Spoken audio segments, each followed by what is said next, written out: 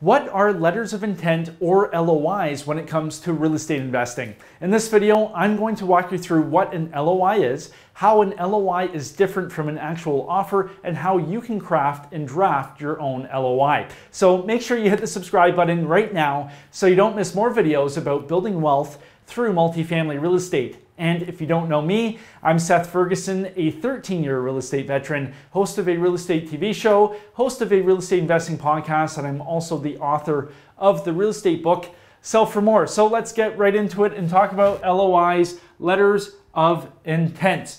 First, what is an LOI? An LOI is essentially a very short, brief document that builds the foundation or lays out the foundation of a future potential offer. So it's submitted by a potential buyer for a property, somebody who's interested in acquiring a piece of real estate, and it basically says to the seller or the owner of the property, hey, listen, I'm interested in acquiring your real estate, and if I do go ahead with an offer and we do get a deal done, these are the general terms I'm looking for. It's not an actual offer, but it's really just stating your intent more formally than something like verbally a phone conversation. You're actually putting it down on paper. So let's cover what's different between an actual offer and an LOI. Let's start with the LOI. First of all, a LOI, a letter of intent, is non-binding. So if you submit an LOI to a property owner and you say, hey, listen, I'm interested in potentially acquiring your property. This is what my offer would look like if we actually do one. If they say, yeah, okay, I'm willing to accept those terms, it's non-binding. So you can change your mind if you want to. Now, not saying you do want to change your mind, because real estate is a small world and people talk, and you will hurt your reputation that way if you send out a million LOIs. People say yes and then you never follow through. But legally speaking, it is non-binding. And the second thing with an LOI is it's brief. So it only includes the basics of an offer. It doesn't have multiple pages. It's usually just one or two pages. It's short and sweet. Now let's talk about an offer. An offer is binding. So once you sign an offer, you are signing a contract. So you are bound by the terms of that contract. And then also it's enforceable. So what that means is if you sign a contract, let's say you are a buyer and you are acquiring a property and you have a signed sale agreement and everything's done and the seller then refuses to close, you have recourse through the courts and you will be awarded damages for the seller failing to close. So you can enforce it, and you can take it up several notches if the seller is not cooperating with the terms of the contract. And then the third part with an offer is it is very in-depth. So it covers all sorts of things. So with an LOI, it's very brief. It's a 1 or 2 page document. An offer is going to comprise of multiple pages. It's going to be very detailed and explicitly state everything that has to occur in that transaction. So it's going to be very detailed. So why would you use an LOI if it's not binding and if it's going to be very brief? The reason is it saves a whole lot of time. An offer takes a lot of time and effort to prepare. An LOI is very easy to prepare, and realistically, let's put it this way. Most sellers care about 3 things. They care about price, they care about terms, and they care about closing. That's it. So we'll do price, terms, and closing.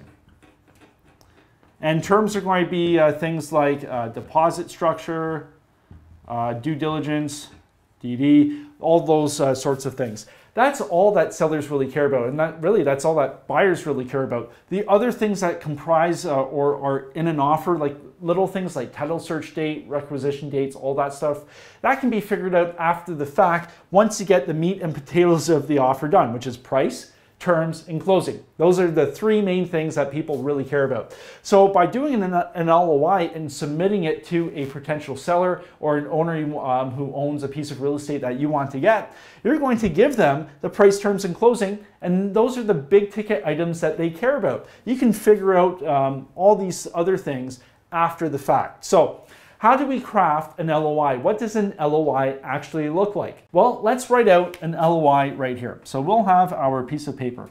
So what you're going to do is going to write down who your company name is, who's writing the LOI. You're going to write about what the property is. So you're looking to acquire 123 Main Street in this city, this town. Now you're going to cover your big 3 terms. That's the only thing the seller cares about, or the potential seller cares about. So you're going to say, I'm going to offer you this price. You're not just going to write a dollar figure and that's it. Lots of people have different styles of LOIs. You're going to find your own style. If you have your lawyer preparing one for you, they'll have their own style. But generally speaking, you're going to have a heading, and then underneath you're going to have text saying, for consideration for this transaction, the consideration is the price you're paying. You're going to be paying X number of dollars for the property. Then you're going to write down your closing date.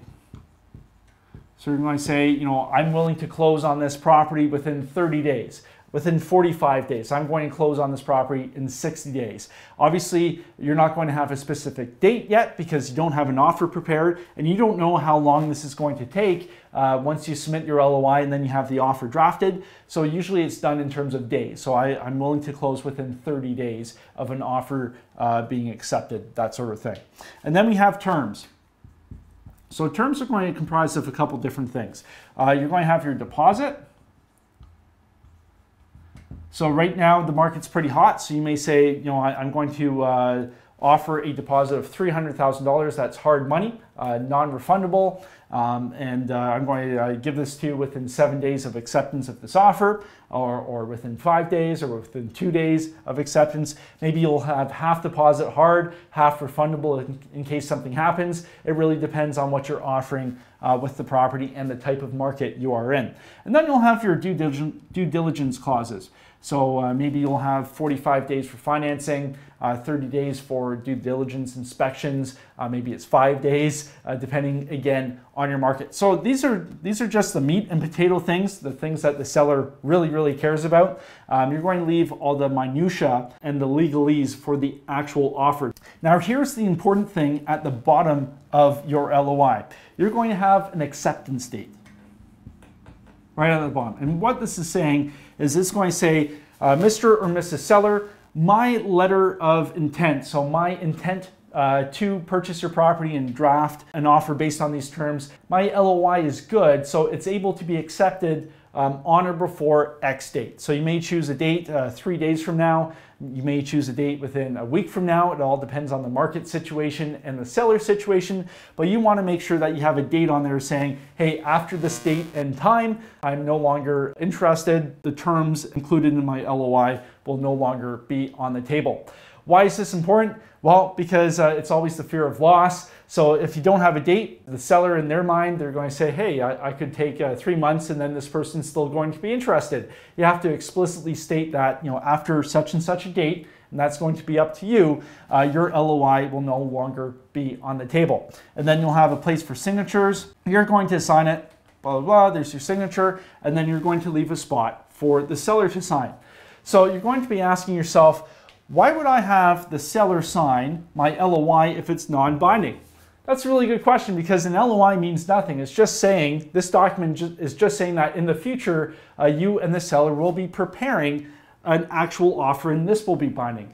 But by having somebody sign, whenever you sign a document, you're committing to it. The seller could, in theory, just say, yeah, I accept everything and we'll prepare an offer. But by actually having a person physically sign on a piece of paper, they're committing to something. It doesn't matter what sort of organization or cause. People use this all the time. Even though you're not signing anything binding, they still want you to sign a piece of paper because you've committed to it. So you always want to have a spot for the seller to accept your LOI. Now, once the LOI is completed and everybody is happy with the terms, maybe the seller will counter offer and say, hey, listen, I like your closing, I like your terms, but your price, I'm looking for X amount per unit, or I'm looking to sell at X cap rate, so I want you to improve your price. Is that okay? You guys agree on it, you guys accept the LOI, and now the LOI will be used as the foundation of the offer by the lawyers, who will then prepare your actual offer. And that's going to be so much more detailed, but again, the important points have already been covered,